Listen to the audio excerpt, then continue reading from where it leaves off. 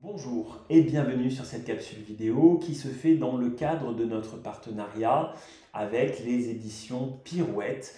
Les éditions Pirouette qui nous prêtent cette fois-ci cet ouvrage qui s'appelle Merci le TDAH, ouvrage qui fait partie d'une collection beaucoup plus globale Merci, trois petits points, qui comprend donc un ouvrage sur la dyscalculie, un ouvrage sur la dyslexie, la dysphasie, un ouvrage sur la dyspraxie, etc. etc.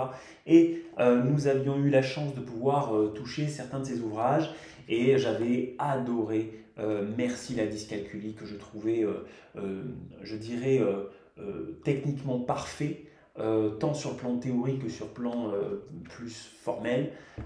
Et donc j'étais impatient de plonger dans ce Merci le TDAH, donc qui traite du trouble du déficit de l'attention avec ou sans hyperactivité. Alors, cet ouvrage, il est écrit par Michael Denet et Nathalie Quinault, qui sont instituteurs et institutrices, qui se sont entourés de professionnels donc pour produire Merci le TDAH.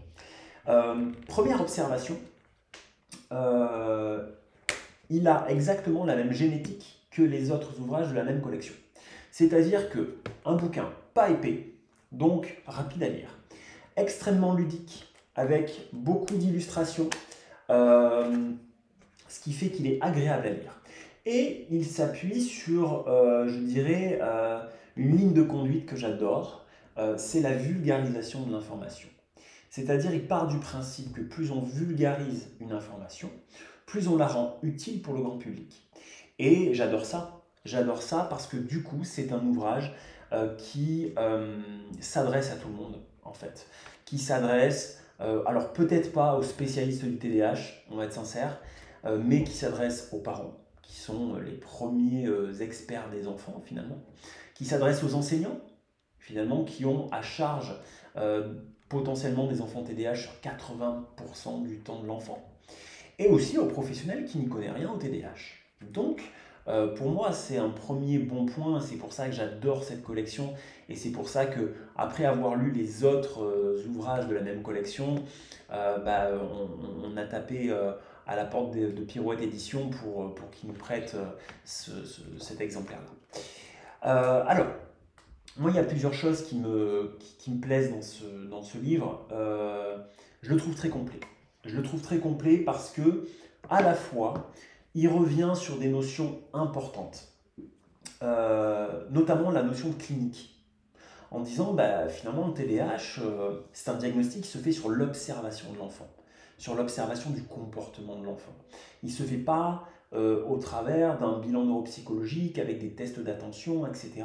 Non, en fait, le diagnostic du TDAH, c'est l'observation de l'enfant par le professionnel expert. Voilà. Et c'est aussi finalement une enquête policière. C'est-à-dire qu'on va aller récolter des informations du présent et du passé du patient. Et on va regrouper toutes ces informations pour se faire une image du profil du patient et pour voir si effectivement les difficultés rencontrées par le patient pourraient renvoyer à un trouble du déficit de l'attention avec ou sans hyperactivité. Ce qui est très rigolo, c'est que dans ce livre, ils nous mettent ce qu'ils appellent une grille d'alerte. C'est-à-dire qu'en fait, ils extraient ce qu'on peut retrouver dans le DSM-5 pour nous faire une petite grille d'observation.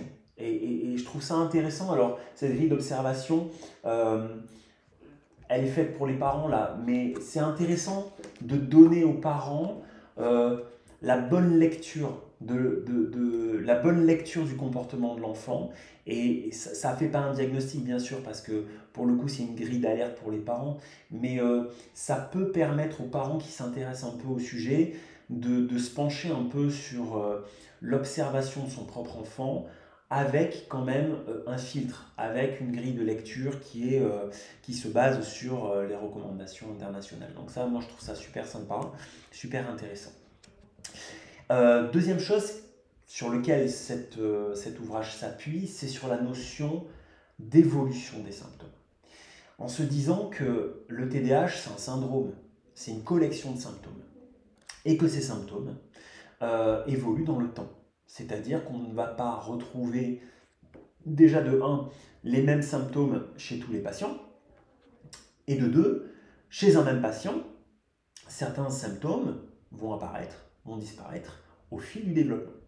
Et donc ça, c'est intéressant, finalement, de ne pas tomber dans le piège de la catégorisation un peu sévère de l'enfant hyperactif mais pas inattentif, inattentif mais pas hyperactif, ou les deux, ou ça, et d'avoir vraiment cette vision dynamique du TDAH, parce que c'est véritablement un trouble qui est extrêmement dynamique, on va dire, dans le temps.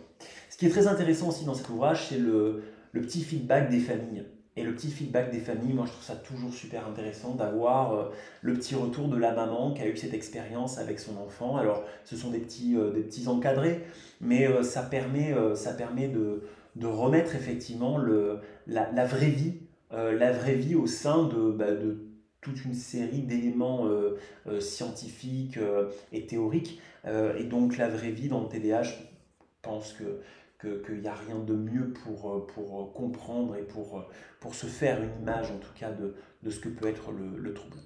Ce qui est intéressant aussi, c'est que finalement ce bouquin s'intéresse aussi à, ok, on accède au diagnostic, qu'est-ce qu'on fait maintenant pour aider le patient? Et ce bouquin évite certains travers qui sont peut-être faciles à faire, et que lui, en tout cas, ne fait pas, et en tout cas, il ne tombe pas dans les erreurs qu'on peut voir quelquefois apparaître dans d'autres ouvrages. Ça nous parle hygiène de vie. Ça nous explique qu'en fait, un enfant TDAH, il a besoin d'une hygiène de vie. Hygiène de vie par rapport à l'environnement, une hygiène de vie par rapport à l'alimentation, par rapport au sommeil, par rapport aussi, quand je parle d'environnement, c'est quel est l'impact des adultes qui entourent l'enfant sur le trouble. Et en fait, on se rend compte que, on le sait déjà, mais ce bouquin réappuie dessus, on se rend compte que c'est essentiel, la valorisation, le renforcement positif, obtenir un autre regard de l'enfant TDAH, c'est aussi l'aider à aller mieux, c'est aussi changer son environnement. Et on sait très bien que le TDAH est un trouble qui est contextuel, qui réagit au contexte. Un petit exemple que je donne, un enfant TDAH, vous le mettez dans une forêt, vous lui dites il y a un trésor à trouver, je pense que c'est celui qui trouve en premier le trésor. Maintenant, vous prenez un enfant TDAH et vous le mettez dans une salle de classe et avec un enseignant qui n'a pas compris le TDAH et qui est rigide dans sa manière d'imposer les choses, ça va devenir un trouble. Donc ça, c'est important que cet ouvrage insiste sur cette notion d'hygiène de vie. L'ouvrage nous parle du traitement. Et je trouve ça important aussi, parce qu'il n'y a pas, et ça me fait tellement plaisir, il n'y a pas dans cet ouvrage de diabolisation du traitement. Il y en a marre de la diabolisation du traitement, il n'y a pas de diabolisation, et au-delà de ça, il y a une véritable explication neuroanatomique de comment ça fonctionne. Pourquoi il y a un traitement pour le TDAH, pourquoi il n'y a pas de traitement pour la dyslexie, et pourquoi il y a un traitement pour le TDAH, on nous explique comment ça se passe au niveau des neurotransmetteurs, de manière très ludique, toujours avec de beaux dessins. Et ça c'est important. Et pareil, au moment où on va attaquer le chapitre sur le traitement, on a le petit feedback des parents qui ont passé le pas sur donner un traitement pour leur enfant et qui nous font un retour. Donc, c'est toujours intéressant d'avoir effectivement ce rapport à la vraie vie, ce rapport à la réalité qui, pour moi, est essentiel quand on veut toucher le plus de monde possible. Il y a un petit détail, un petit paragraphe sur les parents aussi. Arrêtez de juger les parents d'enfants TDAH. Un enfant TDAH, c'est pas un enfant mal élevé. Et derrière, il y a beaucoup de souffrance parentale, beaucoup de souffrance de la part du patient, beaucoup de souffrance quelquefois de la part de l'enseignant, beaucoup de souffrance de la part des parents. Donc, ne pas juger les parents. Voilà, un petit laïus là-dessus. Et ensuite, le bouquin termine par deux parties qui sont intéressantes aussi. Peut-être que ce sont les parties qui m'ont moins touché, mais qui ne sont pas inintéressantes. une partie sur les aménagements raisonnables, notamment sur le plan scolaire. Ce qui est bien fait, c'est que vous avez plein de QR codes qui vous renvoient vers d'autres ressources, etc., etc. Alors on nous parle de gestion du temps, gestion des émotions, pleine conscience, bon, des petites choses comme ça. Et une dernière partie, en vérité deux dernières parties, une avant-dernière partie sur les outils numériques, c'est-à-dire carte mentale, logiciel de quiz, parce qu'on sait que le test est plus important que la révision, c'est Stanislas Dehaene qui nous l'a dit, et donc des petits logiciels qui nous permettent de créer des quiz pour avoir, pour faciliter l'apprentissage, ce qu'ils appellent le drill dans le bouquin, faciliter l'apprentissage par le testing. Un cerveau qui se teste, c'est un cerveau qui apprend. Un cerveau qui révise, c'est un cerveau passif. Et c'est un cerveau qui apprend moins bien. Carte mentale, prise de notes, livre audio, saisie vocale, bon, plein de choses comme ça.